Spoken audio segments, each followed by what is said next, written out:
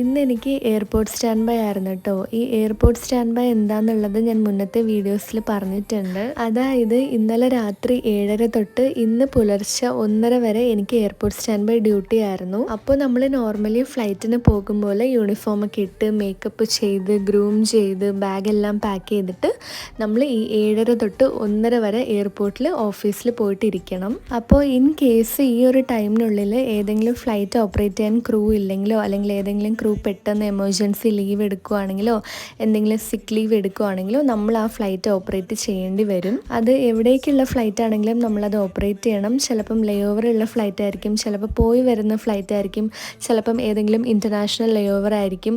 അതുകൊണ്ട് ഏത് ഫ്ലൈറ്റ് ചെയ്യാൻ പറഞ്ഞാലും നമ്മളത് ചെയ്യാനായിട്ട് വെൽ പ്രിപ്പയർഡ് ആയിട്ട് വേണം അവിടെ ഇരിക്കാൻ. അപ്പോൾ ദേ ഇന്ന് ഭാഗ്യത്തിന് തന്നെ വേറെ ഫ്ലൈറ്റിനൊന്നും വിളിച്ചില്ല. ഞാൻ 1:30 ആയപ്പം തിരിച്ച് റൂമെത്തി. അപ്പോൾ അത്രയേ ഉള്ളൂ ഇന്നത്തെ വീഡിയോ. ഇനി അടുത്ത വീഡിയോയിൽ കാണാം. ടാറ്റാ.